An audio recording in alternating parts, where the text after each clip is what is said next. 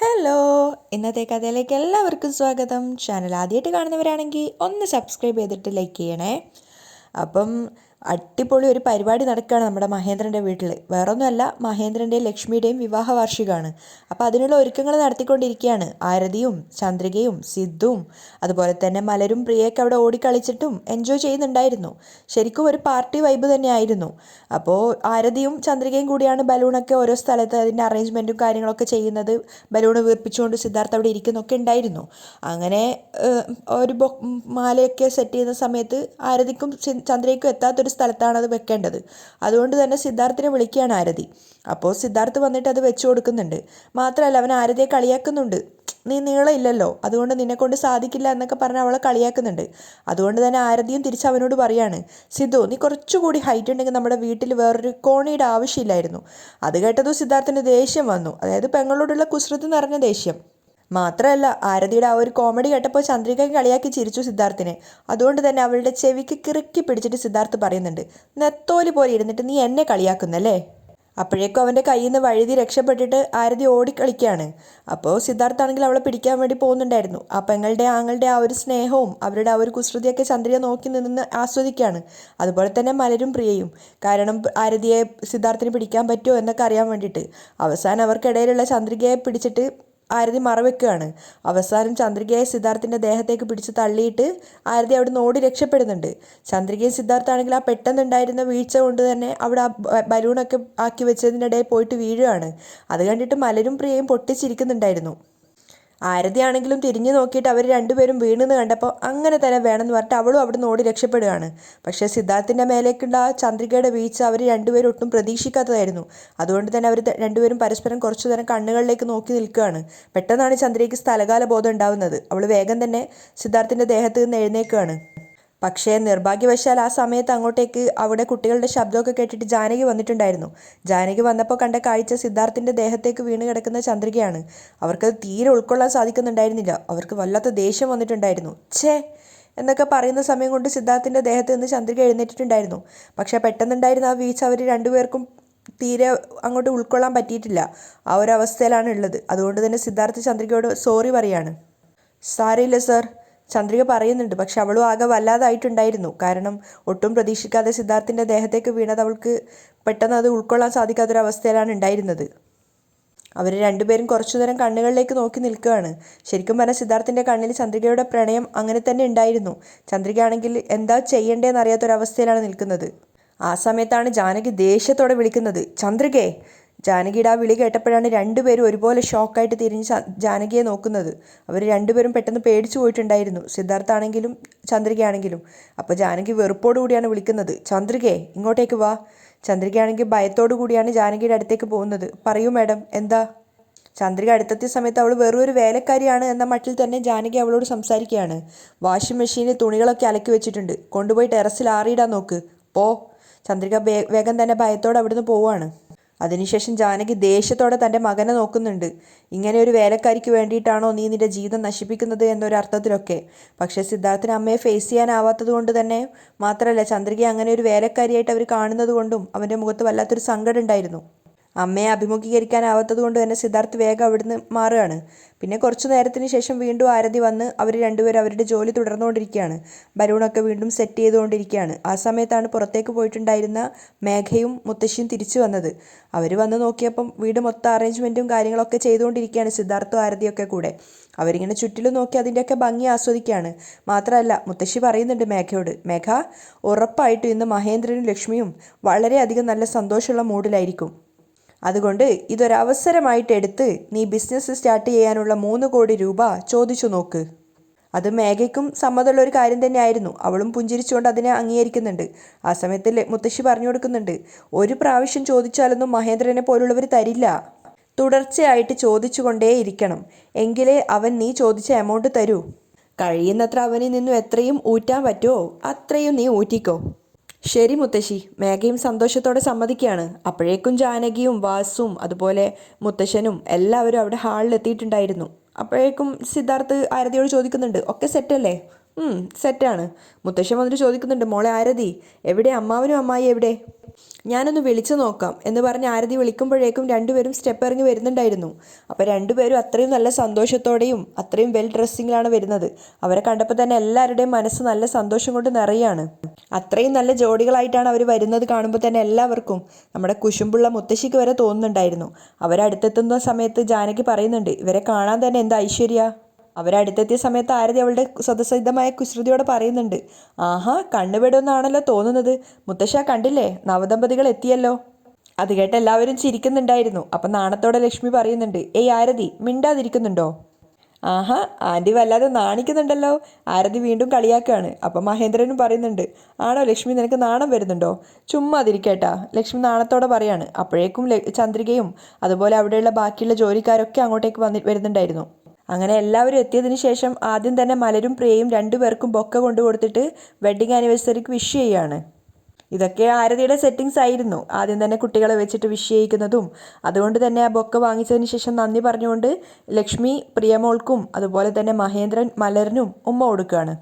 അതിനുശേഷം മുത്തശ്ശൻ വന്നിട്ട് രണ്ടുപേരെയും അനുഗ്രഹിക്കുകയാണ്. മക്കളെ മഹേന്ദ്ര, ലക്ഷ്മി, നിങ്ങൾക്ക് രണ്ടുപേർക്കും ഹൃദയം നിറഞ്ഞ എൻ്റെ വിവാഹ ആശംസകൾ. അച്ഛന് നന്ദി പറഞ്ഞതിന് ശേഷം രണ്ടുപേരും അച്ഛൻ്റെ കാല് തൊട്ട് തൊഴുകയാണ്. അപ്പം അദ്ദേഹവും പറയുന്നുണ്ട്, എല്ലാ ഐശ്വര്യത്തോടെയും ഒരു കുറവുമില്ലാതെ നിങ്ങൾ രണ്ടുപേരും 100 വർഷം സന്തോഷത്തോടെ കഴിയണം. അച്ഛന് നന്ദി പറയുകയും അതിനുശേഷം വീണ്ടും വാസു ആണ് വരുന്നത്. വാസു അവർക്ക് രണ്ടുപേർക്കും വിവാഹ ദിനാശംസകൾ കൊടുക്കുന്നുണ്ട്. പിന്നെ ജാനകി, അങ്ങനെ അങ്ങനെ ഓരോരുത്തരായിട്ട് വിവാഹ ദിനാശംസകൾ പറയാണ്. അതിനുശേഷം ചന്ദ്രിക മലറിനെയും കൂട്ടിക്കൊണ്ടുവന്ന് അവരോട് രണ്ടുപേരോടായിട്ട് പറയുന്നുണ്ട്, അമ്മേ സർ, നിങ്ങൾ രണ്ടുപേരും എന്നെ എൻ്റെ മോളെ അനുഗ്രഹിക്കണം. ചന്ദ്രികയും മലരും മഹേന്ദ്രൻ്റെയും ലക്ഷ്മിയുടെയും കാല് തൊട്ട് തൊഴുകയാണ്. അപ്പോൾ തന്നെ വേഗം മഹേന്ദ്രൻ പറയുന്നുണ്ട്, ഏയ് വേണ്ട, നന്നായിരിക്കട്ടെ മോളെ. അവരെ രണ്ടുപേരും അനുഗ്രഹിക്കുകയാണ്. നന്നായി വരും ചന്ദ്രികെ, നിനക്കിനി ജീവിതത്തിലെല്ലാം നല്ലത് മാത്രം നടക്കട്ടെ. മഹേന്ദ്രൻ പറയുന്നുണ്ട്, നീ എപ്പോഴും സന്തോഷമായിട്ടിരിക്കുക ചന്ദ്രികെ. ലക്ഷ്മിയും പറയാണ്. ആ സമയത്ത് ശബ്ദം താഴ്ത്തിയിട്ട് മുത്തശ്ശി മേഘയോട് പറയുന്നുണ്ട്, കണ്ടില്ലേ മേഘ, ശരിയായ സമയം നോക്കി ആ ചന്ദ്രിക പോയി അവരുടെ കാലിൽ വീഴുന്നു. നീയല്ലേ അവരുടെ മകള്, അപ്പോൾ നീയല്ലേ ആദ്യം പോയിട്ട് അവരുടെ കാലിൽ തൊട്ട് അനുഗ്രഹം വാങ്ങണ്ടേ? പക്ഷേ നിനക്ക് അവരോട് സ്നേഹമേ ഇല്ല. അവരുടെ രക്തം നിന്റെ ശരീരത്തിൽ ഒഴുകിയാലല്ലേ നിനക്ക് അവരോട് സ്നേഹം ഉണ്ടാവൂ. ചന്ദ്രികയുടെ ശരീരത്തിൽ അവരുടെ രക്തം ഒഴുകുന്നത് കൊണ്ടാ അവൾക്ക് പോലും അറിയാതെ ഓട്ടോമാറ്റിക്കായിട്ട് അവൾ വന്ന് അവരുടെ കാലിൽ വീഴുന്നത്. അതൊക്കെ കേട്ടിട്ട് മേഘ ഇങ്ങനെ കുറുമ്പോടെയും കുശുമ്പോടെയൊക്കെ നിൽക്കുകയാണ്. മാത്രമല്ല മുത്തശ്ശി പറയുന്നുണ്ട്, രക്തത്തെ തിരിച്ചറിയുമെന്ന് പറയുന്നത് വെറുതെ ആണോ? മേഘ മുത്തശ്ശിയെ നോക്കി ഇങ്ങനെ നിൽക്കുകയാണ്, എന്താ ചെയ്യാന്നൊക്കെയുള്ള അർത്ഥത്തിൽ. അപ്പം മുത്തശ്ശി പറഞ്ഞു കൊടുക്കുന്നുണ്ട്, ശരി ശരി, ഇനി നീയും വേഗം ചെന്ന് പ്രിയയും കൂട്ടി മഹേന്ദ്രൻ്റെയും ലക്ഷ്മിയുടെയും കാലിൽ വീഴ്, അപ്പോഴേ നീ ആവശ്യപ്പെട്ട പണം കിട്ടുള്ളൂ. മുത്തശ്ശി അനുസരിച്ചിട്ട് മേഘ അങ്ങോട്ടേക്ക് പോവുകയാണ്. അതിനുശേഷം ഷെയ്ക്ക് ഹാൻഡ് കൊടുത്തുകൊണ്ട് അമ്മയോടും അതുപോലെ അച്ഛനോടും ഷെയ്ക്ക് ഹാൻഡ് കൊടുത്തുകൊണ്ട് രണ്ടുപേർക്കും വെഡ്ഡിങ് ആനിവേഴ്സറി അവൾ വിഷ് ചെയ്യുന്നുണ്ട്. മാത്രമല്ല രണ്ടുപേരെ അവൾ ഹഗ് ചെയ്യാണ്. രണ്ടുപേരും അവൾക്ക് നന്ദി പറയുന്നുണ്ട്. ആ സമയത്ത് മുത്തശ്ശി ചിന്തിക്കുന്നുണ്ട്, കാലിൽ തൊട്ട് തൊഴാൻ പറഞ്ഞപ്പോൾ കെട്ടിപ്പിടിക്കുന്നത് കണ്ടില്ലേ, ഇവക്ക് എത്ര പറഞ്ഞാലും തലേ കയറില്ല. ഓ, മുത്തശ്ശിക്ക് ദേഷ്യം വരുന്നുണ്ടായിരുന്നു മേഘയുടെ അടുത്ത്. ആ സമയത്ത് കയ്യിലിരുന്ന ബൊക്ക ചന്ദ്രികയെ ഏൽപ്പിക്കുകയാണ് മഹേന്ദ്രനും ലക്ഷ്മിയും കൂടെ. ആ സമയത്ത് എല്ലാവരെയും വകഞ്ഞു മാറ്റിക്കൊണ്ട് സിദ്ധാർത്ഥ് വന്നിട്ടുണ്ടായിരുന്നു. എല്ലാവരും മറിക്കേ. അങ്ങനെ രണ്ടുപേരുടെ അടുത്തേക്ക് വന്നിട്ട്, ആൻറ്റി, അങ്കിൾ, രണ്ടുപേർക്കും എൻ്റെ വെഡ്ഡിങ് ആശംസകൾ. അതിനുശേഷം അവർക്ക് രണ്ടുപേർക്കുള്ള ഒരു ഗിഫ്റ്റ് എടുത്ത് സിദ്ധാർത്ഥ് കൊടുക്കുകയാണ്. അങ്ങനെ രണ്ടുപേർക്കും ഓരോ മോതിരം എടുത്ത് കൊടുത്തിട്ട് സിദ്ധാർത്ഥ് അവരോട് രണ്ടുപേരോട് ആ മോതിരം പരസ്പരം അണിഞ്ഞു കൊടുക്കാൻ വേണ്ടി പറയുകയാണ്. അങ്ങനെ അവർ രണ്ടുപേരും അതുപോലെ ചെയ്യുന്നുണ്ട്. എല്ലാവരും അതൊക്കെ കണ്ട് സന്തോഷത്തോടെ കൈയടിക്കുകയാണ്. ആ സമയത്താണ് ചന്ദ്രിക അവളുടെ ഗിഫ്റ്റ് എടുക്കാൻ വേണ്ടി പോയത്. രണ്ടുപേരും സിദ്ധാർത്ഥിന് നന്ദി പറഞ്ഞപ്പോഴേക്കും ചന്ദ്രിക അവളുടെ ഗിഫ്റ്റുമായിട്ട് വന്നിട്ടുണ്ടായിരുന്നു. സാർ, അമ്മേ, ഇത് എൻ്റെ ഒരു ഗിഫ്റ്റാ എന്ന് പറഞ്ഞൊരു ഫ്രെയിം ചെയ്ത പോലത്തെ ഒരു ഗിഫ്റ്റാണ് ചന്ദ്രിക അവർക്ക് കൊടുക്കുന്നത്. എന്താ ചന്ദ്രിക ഇത്, നിങ്ങൾ തന്നെ തുറന്നു നോക്കണം, ചന്ദ്രിക പറയാണ്. അപ്പോൾ അത് വാങ്ങിച്ചിട്ട് അവർ രണ്ടുപേരും കൂടെ ആ ഗിഫ്റ്റ് തുറന്നു നോക്കുകയാണ്. എല്ലാവരും ആകാംക്ഷയോടുകൂടി അവരുടെ കയ്യിലേക്ക് തന്നെ നോക്കുന്നുണ്ട് ചന്ദ്രിക കൊടുത്ത ഗിഫ്റ്റ് എന്താണെന്ന് അറിയാൻ വേണ്ടിയിട്ട്. അങ്ങനെ മഹേന്ദ്രൻ ലക്ഷ്മി ആ ഗിഫ്റ്റ് തുറന്നു നോക്കുന്ന സമയത്ത് അവർ വല്ലാതെ അതിശയിച്ചു പോയിട്ടുണ്ടായിരുന്നു. കാരണം ചന്ദ്രിക സ്വന്തം കൈകൊണ്ട് തന്നെ അവരുടെ രണ്ടുപേരുടെയും ചിത്രം വരച്ചത് ഫ്രെയിം ചെയ്ത് കൊണ്ടുവന്നതാണ്. പെൻസിൽ ഡ്രോയിങ്ങിലായിട്ട് ചിത്രം വരച്ചു കൊണ്ടുവന്നതാണ്. അത് കണ്ട് രണ്ടുപേരും അതിശയത്തോടെ പരസ്പരം മുഖത്തോട് മുഖം നോക്കുന്നുണ്ട്. മാത്രമല്ല മഹേന്ദ്രൻ പോലും അറിയാതെ അയാൾ പറഞ്ഞു പോവാണ്, വാവ്. അതെന്താണെന്നറിയാൻ വേണ്ടി എല്ലാവരും ആകാംക്ഷയോടുകൂടി അവരെ തന്നെ നോക്കി നിൽക്കുകയാണ്. ആ സമയത്ത് മഹേന്ദ്രൻ ചന്ദ്രികയോട് പറയുന്നുണ്ട്, ചന്ദ്രികയെ, നീ വരച്ച ഈ ചിത്രം ശരിക്കും ഞങ്ങൾ ജീവനുള്ളതുപോലെ തന്നെ തോന്നിക്കുന്നു. ലക്ഷ്മി അവളെ അഭിനന്ദിക്കുന്നുണ്ടായിരുന്നു. അതേ ചന്ദ്രികെ, ശരിക്കും ഞങ്ങളെ നേരിട്ട് കാണുന്നത് പോലെ തന്നെ വരച്ചു വെച്ചിരിക്കുന്നു. അതൊക്കെ കേട്ടപ്പോൾ മേഘയ്ക്ക് കുശുമ്പ് കയറുന്നുണ്ടായിരുന്നു. അവരുടെ ആ ഒരു സംസാരം കേട്ടതുകൊണ്ട് തന്നെ ബാക്കിയുള്ള എല്ലാവർക്കും ആ ചിത്രം കാണാനൊരു ആകാംക്ഷ ഉണ്ടായിരുന്നു. കാരണം അത്രത്തോളം ചന്ദ്രിക ഭംഗിയിൽ വരച്ച ആ ഒരു ചിത്രം കാണാൻ വേണ്ടി സിദ്ധാർത്ഥ അടക്കം എല്ലാവരും ആകാംക്ഷയോടുകൂടി കാത്തിരിക്കുകയാണ്. ആദ്യം തന്നെ മുത്തശ്ശനാണ് ആ ചിത്രം അവരുടെ കയ്യിൽ നിന്ന് വാങ്ങിക്കുന്നത്. അദ്ദേഹം അത് നോക്കിയിട്ട് ചോദിക്കുന്നുണ്ട്, ആഹാ, ചന്ദ്രികയ്ക്ക് ഇത്രയൊക്കെ കഴിവുണ്ടോ? അതൊക്കെ കേൾക്കുന്തോറും മേഘയ്ക്ക് ഇങ്ങനെ കുശുമ്പ് കയറുകയാണ്. അപ്പോൾ അദ്ദേഹവും പറയുന്നുണ്ട്, കാണുമ്പോൾ മഹേന്ദ്രനും ലക്ഷ്മിയും ജീവനോടെ ഇരിക്കുന്നത് പോലെ ഉണ്ടല്ലോ. അപ്പോൾ സിദ്ധാർത്ഥം അത് നോക്കിയിട്ട് പറയുന്നുണ്ട്, ശരിയാണല്ലോ. ആരതിയും പറയാണ്, അതെ. അദ്ദേഹം പറയുന്നുണ്ട്, ഇത് കണ്ട ചിത്രമാണെന്ന് തോന്നുന്നില്ല. ഓ, ഈ കിളവന് വേറെ പണിയില്ലേ? മുത്തശ്ശിക്ക് ഇങ്ങനെ ദേഷ്യം വരുന്നുണ്ടായിരുന്നു. അപ്പോഴേക്കും സിദ്ധാർത്ഥ ആ ചിത്രം മുത്തശ്ശൻ്റെ കയ്യിൽ നിന്ന് വാങ്ങിക്കുകയാണ്. നോക്കട്ടെ. എന്നിട്ട് അവനും അതിങ്ങനെ നോക്കി ആസ്വദിച്ച് നിൽക്കുകയാണ്. ചന്ദ്രികയെ ഒന്നും പറയാനില്ല. അത്രയ്ക്ക് ഭംഗിയായിട്ടാണ് വരച്ചിരിക്കുന്നത്. നല്ല ഒറിജിനാലിറ്റി ഉണ്ട്. അത് കേട്ട് അവൾ പുഞ്ചിരിക്കുന്നുണ്ട്. പക്ഷേ ജാനകിക്കും മേഘയ്ക്കും സിദ്ധാർത്ഥിൻ്റെ ആ ഒരു അപ്രീസിയേഷൻ അത്ര ഇഷ്ടപ്പെട്ടിട്ടില്ല. അതുപോട്ടെ, ഇത് വരയ്ക്കാൻ എത്ര ദിവസം എടുത്തു? സിദ്ധാർത്ഥ് ചോദിക്കുകയാണ്. അപ്പോൾ ചന്ദ്രിക പറയുന്നുണ്ട്, അധിക ദിവസമൊന്നും എടുത്തില്ല സർ. ഇന്നലെ രാത്രി ഒരു 2-3 മണിക്കൂർ കൊണ്ട് വരച്ചു തീർത്തു. അത് കേട്ടതും മഹേന്ദ്രൻ ശരിക്കും ഞെട്ടിയിട്ട് ചന്ദ്രികയെ നോക്കുകയാണ്. സിദ്ധാർത്ഥ അടക്കം എല്ലാവരും അതിശയത്തോടെ ചന്ദ്രികയെ നോക്കുകയാണ്. മഹേന്ദ്രൻ ചോദിക്കുന്നുണ്ട്, വെറും 2-3 മണിക്കൂർ കൊണ്ട് നിനക്ക് ഇത്രയും ഭംഗിയായിട്ട് വരയ്ക്കാൻ കഴിയുമോ? അച്ഛൻ ഇങ്ങനെ ചന്ദ്രികയെ പുകഴ്ത്തുന്ന കേട്ടിട്ട് മേഘ ഇങ്ങനെ കുശുമ്പോടുകൂടി നിൽക്കുകയാണ്. അപ്പോൾ മഹേന്ദ്രൻ ചന്ദ്രികയോട് പറയുന്നുണ്ട്, സത്യമായിട്ടും നിനക്ക് നല്ല ടാലൻ്റ് ഉണ്ട് ചന്ദ്രികയെ. മേഘയ്ക്ക് ഇതൊന്നും തീരെ പറ്റുന്നില്ല. അവളിങ്ങനെ മുത്തശ്ശിയെ നോക്കുന്ന സമയത്ത് മുത്തശ്ശിയും പറയുന്നുണ്ട്, ഇങ്ങോട്ട് വോ, ഗിഫ്റ്റ് കൊണ്ടുപോയി കൊടുക്ക്. അവൾ വേഗം തന്നെ പോയിട്ട് വെഡ്ഡിങ് ഗിഫ്റ്റ് വാങ്ങിക്കുകയാണ്. എന്നിട്ട് അച്ഛനും അമ്മയ്ക്കും നേരെ കൊടുക്കുന്നുണ്ട്. അച്ഛാ, അമ്മേ, നിങ്ങൾക്ക് എൻ്റെ വെഡ്ഡിങ് ഗിഫ്റ്റ്. അമ്മയ്ക്ക് നല്ലൊരു അടിപൊളി പട്ടുസാരി. അച്ഛാ, അച്ഛന് കസവും മുണ്ടും ഷർട്ടും വാങ്ങിയിട്ടുണ്ട്. രണ്ടുപേരും ആ ഗിഫ്റ്റ് തുറന്നു നോക്കുകയാണ്. അപ്പോൾ വില കൂടിയ ഒരു പട്ടുസാരിയും അതുപോലെ വില കൂടിയ ഷർട്ടൊക്കെയാണ് അതിൻ്റെ അകത്ത് ഉണ്ടായിരുന്നത്. അവർ രണ്ടുപേരും അത് പരസ്പരം നോക്കുന്ന സമയത്ത് എല്ലാവരും കേൾക്കാൻ വേണ്ടി മേഘ പറയുന്നുണ്ട്, എല്ലാവരും കൊടുത്ത ഗിഫ്റ്റിനേക്കാളും ഞാൻ കൊടുത്ത ഗിഫ്റ്റാണ് കോസ്റ്റ്ലി ആയിട്ടുള്ളത്. അത് കേട്ടതും എല്ലാവരുടെ മുഖം ചെറുതായിട്ടൊന്ന് വാടുന്നുണ്ടായിരുന്നു. കാരണം അത്രയും നേരം ഗിഫ്റ്റ് കൊടുത്തവരൊക്കെ ശരിക്കും ചെറുതായതുപോലെയാണല്ലോ. ആ സമയത്ത് മഹേന്ദ്രനാണെങ്കിലും അത് തീരെ ഉൾക്കൊള്ളാൻ സാധിക്കുന്നുണ്ടായിരുന്നില്ല. അപ്പം മുത്തശ്ശൻ മേഘയോട് പറയുന്നുണ്ട്, മോളെ, സമ്മാനം എന്നത് വിലമതിക്കാനാവുന്നതല്ല. അത് മനസ്സിനെ ആശ്രയിച്ചാ. നീ 5 രൂപയ്ക്കൊരു പൂ വാങ്ങിക്കൊടുത്താൽ പോലും അത് വിലമതിക്കാനാവാത്ത സമ്മാനമായിരിക്കും. അത് കേട്ട് മേഘ തലതാഴ്ത്തുകയാണ്. അവൾ ശരിക്കും ചമ്മിയിട്ടുണ്ടായിരുന്നു. എല്ലാവരുടെ മുഖത്തും ആകെ ഒരു സങ്കടം തന്നെയാണ് മേഘയുടെ ആ ഒരു സംസാരം കേട്ടിട്ട്. അപ്പോൾ മഹേന്ദ്രനും പറയുന്നുണ്ട്, അതേ മേഘ, വിലയിലൊക്കെ എന്തിരിക്കുന്നു? നീ ഒരു 10 രൂപയുടെ കെർച്ചീഫ് വാങ്ങി തന്നാലും ഞങ്ങൾക്കത് വളരെയേറെ വിലപ്പെട്ടതാ മോളെ. മേഘ തലതാഴ്ത്തി നാണക്കേടോടുകൂടി പുഞ്ചിരിക്കുകയാണ്. ആ സമയത്ത് ബാക്കിയുള്ള എല്ലാവർക്കും ചെറിയൊരു സമാധാനം ഉണ്ടായിരുന്നു. കാരണം എല്ലാവരുടെ സമ്മാനത്തിന് അവർ വില കൽപ്പിക്കുന്നുണ്ടല്ലോ എന്ന് ആലോചിച്ചിട്ട്. അപ്പോഴാണ് സിദ്ധാർത്ഥ് പുറത്തു നിൽക്കുന്ന ജോലിക്കാരെ കാണുന്നത്.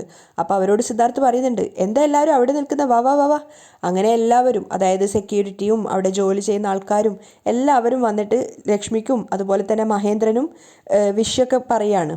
വിവാഹ ദിനാശംസകൾ എന്നൊക്കെ പറഞ്ഞ്, വാർഷികാശംസകൾ എന്നൊക്കെ പറഞ്ഞിട്ട് എല്ലാവരും വിഷ് ചെയ്യാണ്. മനസ്സ് നിറഞ്ഞ സന്തോഷത്തോടു കൂടി അതൊക്കെ മഹേന്ദ്രനും ലക്ഷ്മിയും സ്വീകരിക്കുന്നുണ്ടായിരുന്നു. അതിനുശേഷമാണ് കേക്ക് കട്ടിങ്ങിന് വേണ്ടിയിട്ട് സിദ്ധാർത്ഥ് എല്ലാവരെയും വിളിച്ചുകൊണ്ട് അങ്ങോട്ടേക്ക് പോകുന്നത്. കേക്ക് കട്ട് ചെയ്യാൻ വേണ്ടിയിട്ട് അവർ ശരിക്കൊരു പ്ലേസ് തന്നെ ഉണ്ടാക്കിയിട്ടുണ്ടായിരുന്നു. അവിടെ വെച്ചിട്ട് മഹേന്ദ്രൻ്റെ കൂടെ തന്നെയായിട്ട് മലരും അതുപോലെ ലക്ഷ്മിയുടെ തൊട്ടടുത്തായിട്ട് പ്രിയയും നിൽക്കുന്നുണ്ടായിരുന്നു.